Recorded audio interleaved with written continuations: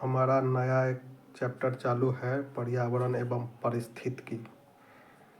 उसमें पारिस्थितिकी किसके मध्य पारस्परिक संबंध का अध्ययन है।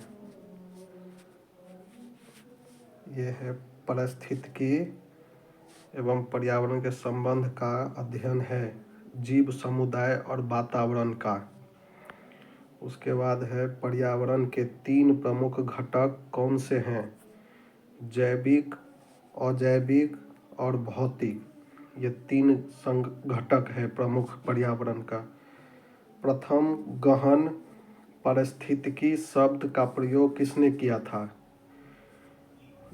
अर्निस्ट नेस ने किया था। गहन पारिस्थितिकी शब्द का प्रयोग नेस ने किया था। उसके बाद अगला पॉइंट है घास स्थल, वन तथा मरुस्थल किस पारिस्थितिकी तंत्र के उदाहरण हैं? ये है घास स्थलीय पारिस्थितिकी तंत्र के। घास स्थल, वन और मरुस्थल किस पारिस्थितिकी तंत्र के उदाहरण हैं? स्थलीय पारिस्थितिकी तंत्र के। अगला पॉइंट है एक पद जो केवल जीव द्वारा ग्रहण किए गए स्थान का ही नहीं बल्कि जीवों के समुदाय में इसकी कार्यात्मक भूमिका का वर्णन करता है, वह है पारिस्थितिकी कर्मता। पारिस्थितिकी कर्मता है। अगला पॉइंट है सर्वाधिक अस्थायी पारिस्थितिकी तंत्र कौन सा है? ये पूछा हुआ है बीपीएससी में, ये बार बार पूछता है बीपीएससी। सर्वाधिक अस्थायी परितंत्र है महासागर या सागर। अगला पॉइंट जैव मंडल आरक्षित क्षेत्र नंदा देवी किस राज्य में स्थित है? तो उत्तराखंड में है नंदा देवी, उत्तराखंड में। अगला पॉइंट भारत के किस राज्य केंद्र शासित प्रदेश में विविध समुद्री पेड़ पौधे तथा जंतुओं को संरक्षित करने के लिए जैव आरक्षित क्षेत्र स्थापित किया गया है? वह अंडमान और निकोबार द्वीप समूह में। अंडमान निकोबार द्वीप समूह में ये है। अगला पॉइंट है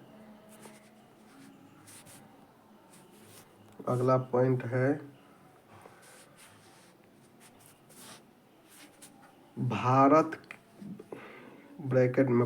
के प्रथम जैव मंडल आरक्षित क्षेत्र नीलगिरी को वर्ष 2000 में यूनेस्को द्वारा जैव मंडल आरक्षित क्षेत्र घोषित किया गया और अभी वर्तमान में 12 जैव मंडल आरक्षित क्षेत्र यूनेस्को के नेटवर्क में शामिल है।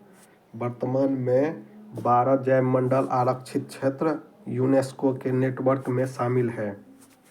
अगला पॉइंट है वाल्मीकि बाघ आरक्षित क्षेत्र परियोजना किस राज्य में स्थित है? वाल्मीकि बाघ आरक्षित क्षेत्र वाल्मीकि पश्चिमी चंपारण बिहार में है। ये बार बार बीपीएससी पूछता है। बिहार में एकमात्र बाघ अभ्यारण्य कौन सा है? वह वाल्मीकि बाघ अभ्यारण्य आरक्षित क्षेत्र पश्चिमी चंपारण में। अगला है पॉइंट पारिस्थितिकी तंत्र को ऊर्जा का प्रमुख स्रोत किसे माना जाता है? तो है सौर विकिरण, सोलर रेडिएशन। पिछला टीआरई 2 में भी पूछा हुआ था जो पारिस्थितिकी तंत्र में ऊर्जा का प्रमुख स्रोत किसे माना जाता है? तो है सूर्य को।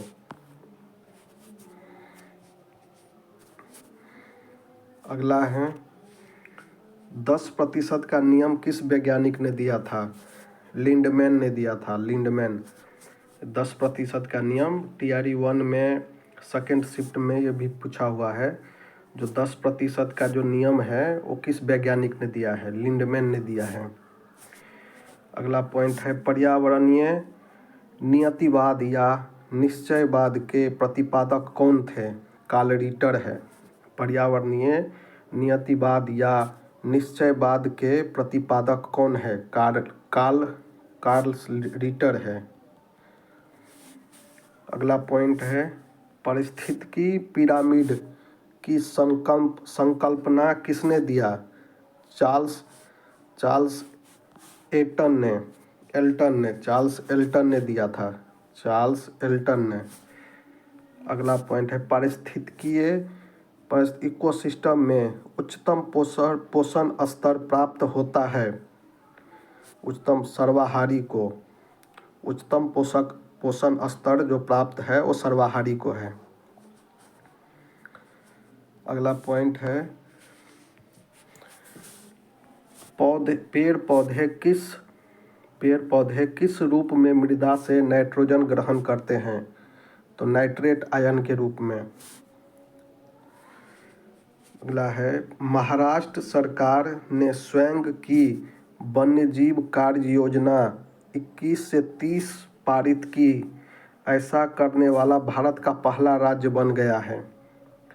ये जो पहला जो शब्द है ना, वो अति महत्वपूर्ण हो जाता है। महाराष्ट्र सरकार ने स्वयं की वन्य जीव कार्य योजना 21 से 30 पारित की। ऐसा करने वाला भारत का पहला राज्य महाराष्ट्र बना है। उसके बाद में, विश्व के प्रथम रामसर स्थल किसे घोषित किया गया था?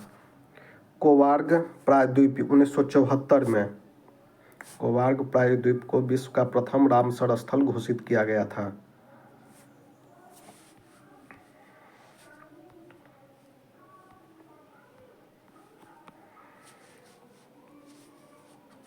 इसके बाद हम लोग थे पॉइंट पे, एक पद जो केवल जीव द्वारा ग्रहण किए गए स्थान का ही नहीं बल्कि जीवों के समुदाय में उसकी कार्यात्मक भूमिका का वर्णन करता है, उसे पारिस्थितिकी कर्मता कहते हैं। 10%, अगला पॉइंट, 10% किससे संबंधित है? ऊर्जा के खाद्य के रूप में एक पोषी स्तर से दूसरे पोषी स्तर तक पहुंचने से। अगला पॉइंट, धारणीय या अस्थायी विकास की अवधारणा सर्वप्रथम किसने प्रस्तुत की थी? तो ये ब्रैडलैंड कमीशन ने वर्ष 1987 में। परितंत्र में खाद्य श्रृंखलाओं के संदर्भ में किस प्रकार के जीव अपघटक कहलाते हैं? ये अपघटक, ये TRE 1 में पूछा हुआ था, फर्स्ट शिफ्ट में। कवक और जीवाणु। परितंत्र में खाद्य श्रृंखलाओं के संदर्भ में किस प्रकार के जीव अपघटक कहलाते हैं? तो ये कवक और जीवाणु कहलाते हैं। अगला पॉइंट है, स्थलीय पारिस्थितिकी तंत्र में जीव भार का पिरामिड कैसा होता है? हमेशा सीधा होता है। स्थलीय परितंत्र में जीव भार का पिरामिड हमेशा सीधा होता है। अगला पॉइंट, जीव भार का पिरामिड किस पारिस्थितिकी तंत्र में उल्टा विपरीत दिशा में बनता है? जलीय परितंत्र का पिरामिड जो है, जीव भार का पिरामिड जो है वो जलीय परितंत्र में विपरीत दिशा में उल्टा बनता है। अगला पॉइंट, पारिस्थितिकी तंत्र में तत्वों के चक्रण को क्या कहते हैं? ये तो बार बार पूछा जाता है BPSC के द्वारा। जो पारिस्थितिकी तंत्र में तत्वों के चक्रण को कहते हैं जैव भू रासायनिक चक्र। अगला पॉइंट, समुद्री वातावरण में कौन से जीव मुख्य प्राथमिक उत्पादक होते हैं? फाइटोप्लैंक्टन। समुद्री वातावरण में कौन से जीव प्राथमिक उत्पादक होते हैं? फाइटोप्लैंक्टन।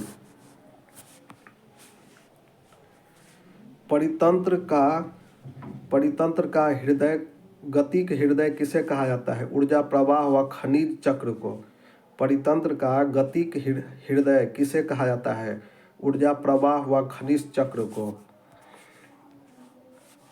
किसी क्षेत्र के सभी जीवधारी तथा वातावरण में उपस्थित अजैव घटक संयुक्त रूप से किसका निर्माण करते हैं? परितंत्र का। अगला है पारिस्थितिकी तंत्र। इकोसिस्टम शब्द का सर्वप्रथम प्रयोग एजी टॉन्सले ने किया था। पारिस्थितिकी तंत्र शब्द का सर्वप्रथम प्रयोग एजी टॉन्सले ने किया था 1935 में। अगला पॉइंट है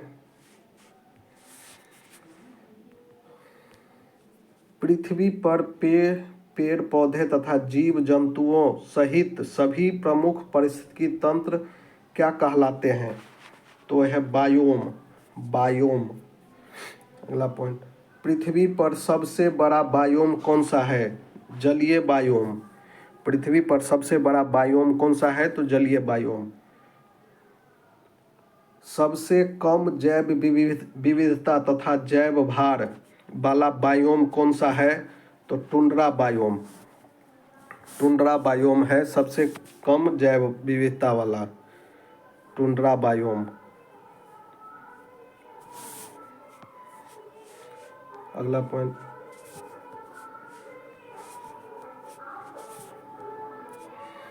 जैव मंडल के अंतर्गत किन घटकों को सम्मिलित किया जाता है? जैव मंडल के अंतर्गत जैविक एवं अजैविक घटक को शामिल किया जाता है। अगला पॉइंट, कौन सा तंत्र किसी समुदाय के सभी जीवों में संबंध स्थापित करता है? वह खाद्य जाल। कौन सा तंत्र किसी समुदाय के सभी जीवों में संबंध स्थापित करता है? खाद्य जाल। सभी उपभोक्ताओं में कौन सा गुण पाए जाते हैं? परपोषी का। उपभोक्ता में परपोषी का गुण पाए जाते हैं।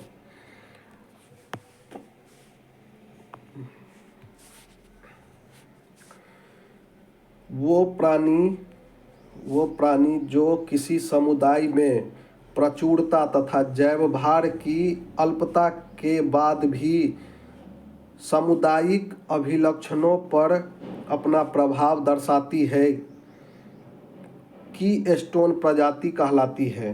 कीस्टोन वो प्रजातियां जो किसी समुदाय में प्रचुरता तथा जैव भार की अल्पता के बाद भी सामुदायिक अभिलक्षणों पर अपना प्रभाव दर्शाती है, कीस्टोन स्पीशीज कहलाती है। एबोनी तथा महोगनी वृक्ष किस वनों से संबंधित है? तो यह है उष्णकटिबंधीय सदाबहार वन से। महोगनी और एबोनी उष्णकटिबंधीय सदाबहार वन से। साल, सैगोन, शीशम किस बायोम के वृक्ष है? मानसूनी वन बायोम के। साल, सैगोन और शीशम किस बायोम के वृक्ष है? मानसूनी वन बायोम के। मतलब किसी बायोम की मुख्य अम्लीय तथा अल्प खनिज वाली होती है? शंकुधारी वन। किस बायोम की भूमि अम्लीय तथा अल्प खनिज वाली होती है? तो शंकुधारी वन। विषुवत रेखा से ध्रुव की ओर जाने पर पारिस्थितिकी उत्पादन पर प्रभाव पड़ता है। पहले बढ़ता है फिर बाद में घटता है।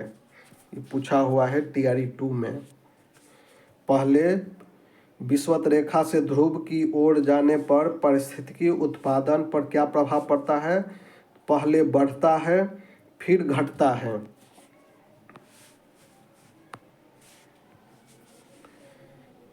किस बायोम में सबसे कम तापांतर पाया जाता है? अयनवर्ती सदाबहारी वर्षा वन बायोम में। सदाबहारी वर्षा वन बायोम में सबसे कम तापांतर पाया जाता है। किस बायोम में प्राथमिक उत्पादकता सर्वाधिक होती है? विषुवतीय वन बायोम में। प्राथमिक उत्पादकता सर्वाधिक होती है विषुवतीय वन बायोम में। विश्व की सर्वाधिक विक्षुब्ध पारिस्थितिकी तंत्र कौन सा माना जाता है? मानसूनी बायोम। मानसूनी बायोम। यूकेलिप्टस वृक्ष को पारिस्थितिकी शत्रु कहा जाता है। यह ऑस्ट्रेलिया महाद्वीप में बहुतायत में पाया जाता है। यूकेलिप्टस वृक्ष को पारिस्थितिकी का शत्रु कहा जाता है और यह ऑस्ट्रेलिया महाद्वीप में बहुत ज़्यादा पाया जाता है। अगला है सागर जल के नितल तलहटी में रहने वाले जीवों को कौन सी संज्ञा दी जाती है? बेंथस। सागर के तल में तलहटी में रहने वाले जीवों को कौन सी संज्ञा दी जाती है? बेंथस। बेंथस की संज्ञा। रेनडियर किस बायोम का जंतु है? तो टुंड्रा बायोम का। रेनडियर टुंड्रा बायोम का जंतु है रेनडियर।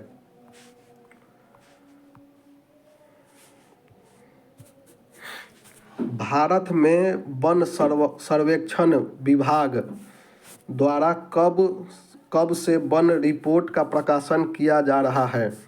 वर्ष 1987 से भारतीय वन सर्वेक्षण विभाग के द्वारा वन रिपोर्ट का प्रकाशन 1987 से किया जा रहा है। देहरादून स्थित भारतीय वन सर्वेक्षण संस्थान देहरादून में स्थित है।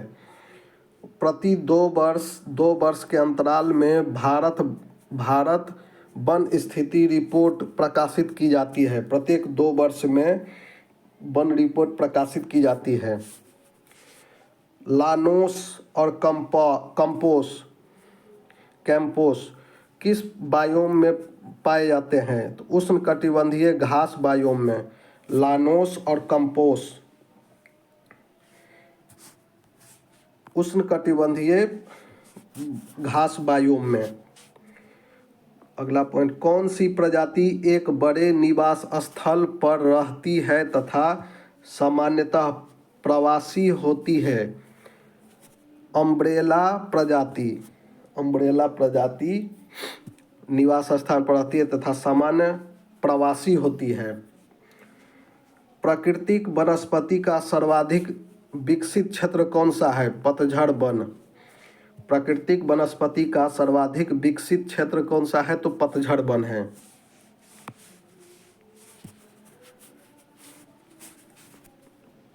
अनुकूलतम बायोम की दशाएं किस बायोम में पाई जाती है? अनयवर्ती सदाबहारी वर्षा वन बायोम में। हाथी घास किस बायोम को एक प्रमुख घास है? सवाना बायोम का। हाथी घास जो है वो सवाना बायोम का प्रमुख घास है। किसी भी बायोम में प्राणियों का जीवन उनकी क्रियाशीलता की तीव्रता तथा उसकी संख्या किस पर निर्भर करती है? संरचना, सकल बायोमास एवं जातियों के संगठन पर। विश्व के किस बायोम को प्रमुख अन्न भंडार तथा दुग्ध व्यवसाय का केंद्र कहा जाता है? शीतोष्ण घास बायोम को। कीस्टोन प्रजाति का संरक्षण करना आवश्यक है।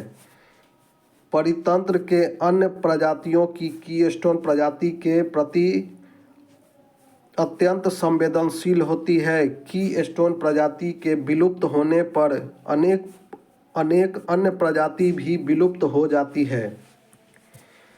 पौधे की जाति, उसकी संरचना एवं वृद्धि किस पर निर्भर करती है? पर्यावरण के भौतिक एवं जैविक कारक के अंतर संबंध पर। पर्णपाती वन किस प्रकार के बायोम में पाए जाते हैं? मानसून वन बायोम में। पर्णपाती वन किस प्रकार के बायोम में पाए जाते हैं? मानसूनी वन बायोम में। दो भिन्न पारिस्थितिकी तंत्रों के मध्य स्थित संक्रमण मंडल क्या कहलाता है? इकोटोन। दो भिन्न पारिस्थितिकी तंत्र के मध्य स्थित संक्रमण मंडल क्या कहलाता है? इकोटोन। सर्वप्रथम पारिस्थितिकी स्तूप की परिकल्पना किसने प्रस्तुत की थी? चार्ल्स एल्टन ने। पारिस्थितिकी स्तूप की परिकल्पना चार्ल्स एल्टन ने प्रस्तुत की थी।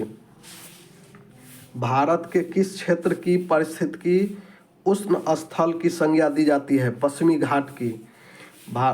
उष्ण परिस्थिति भारत के किस क्षेत्र को पारिस्थितिकी उष्ण स्थल की संज्ञा दी जाती है? पश्चिमी घाट की। उष्णकटिबंधीय सदाबहार बायोम को पृथ्वी का फेफड़ा के नाम से जाना जाता है। ब्राज़ील का अमेजोन। पृथ्वी का फेफड़ा के नाम से ब्राज़ील का अमेजोन वर्षावन को जाना जाता है।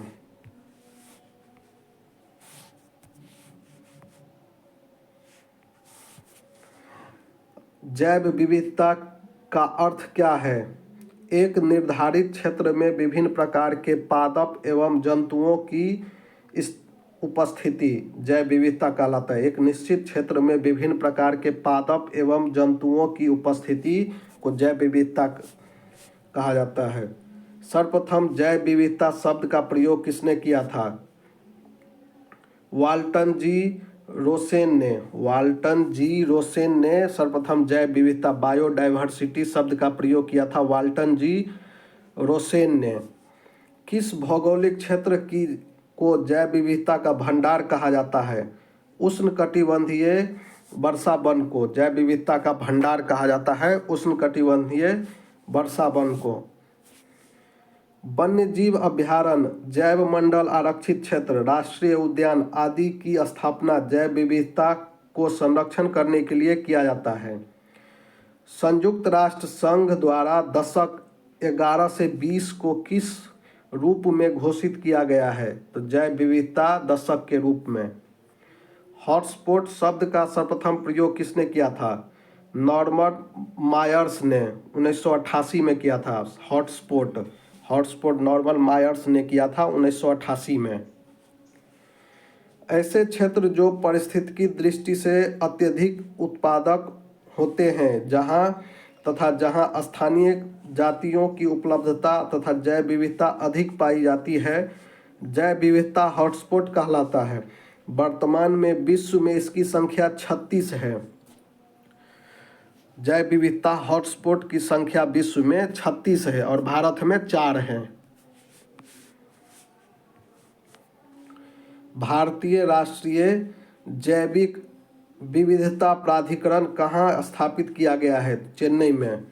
चेन्नई तमिलनाडु में वर्ष 2003 में। भारतीय राष्ट्रीय जैविक विविधता प्राधिकरण कहाँ स्थापित है? चेन्नई तमिलनाडु 2003 में स्थापित किया गया है। भारत में लेह बेरी के नाम से कौन सी पर्णपाती झाड़ी प्रसिद्ध है? सीवकथर्न। भारत में अति सघन वनों का सर्वाधिक क्षेत्र किस राज्य में पाया जाता है?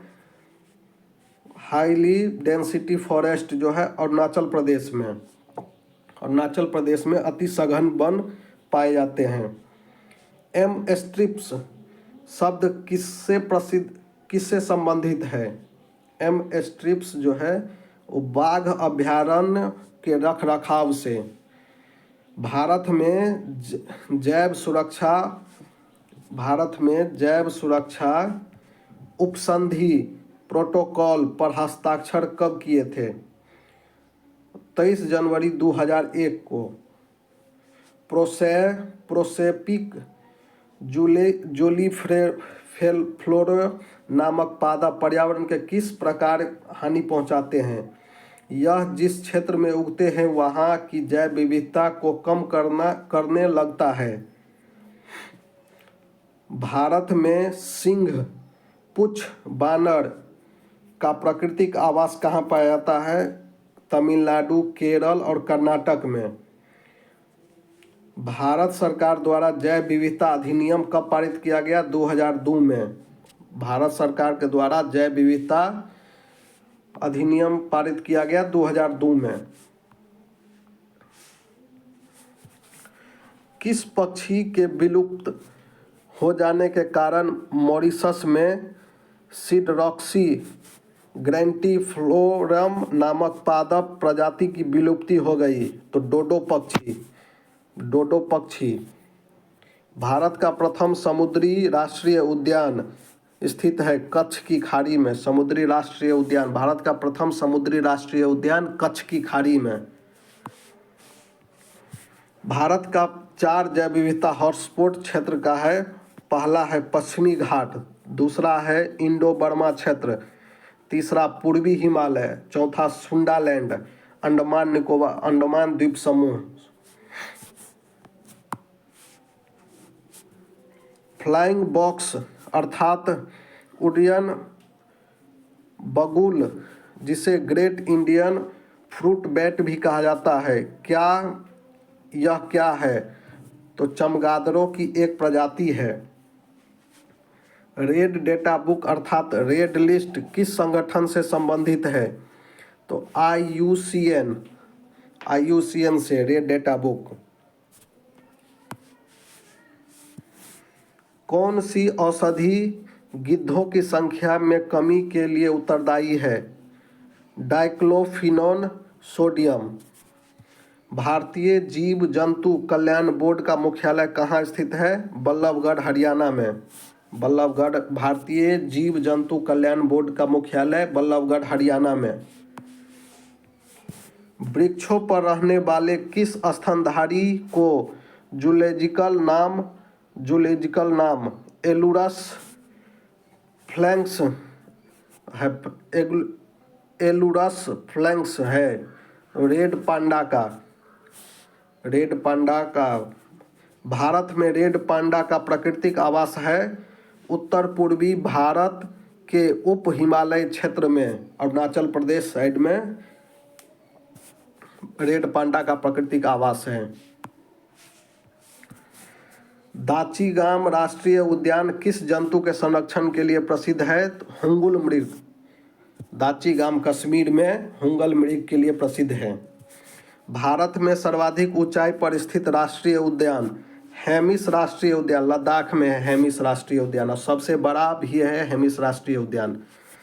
किस समूह के जीव अमोनिया को नाइट्रेट में परिवर्तित करते हैं? नाइट्रोसोमोनास। धान का पौधा नाइट्रोजन को किस प्रकार से ग्रहण करता है? तो अमोनिया के रूप में। जीवमंडलीय पारिस्थितिकी तंत्र में रासायनिक तत्वों का प्रवेश किस माध्यम से होता है?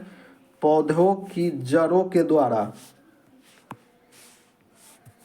भारत के पूर्वोत्तर राज्यों को जैव विविधता का द्वार कहा जाता है। भारत के पूर्वोत्तर राज्यों को जैव विविधता का द्वार कहा जाता है। अखिल भारतीय बाघ गणना 2022 के अनुसार भारत में बाघों की कुल संख्या 3682 थी। अब वर्ष 2018 में 2967 हो गई। 2018 में 2967 थी और 2022 में 3682 है।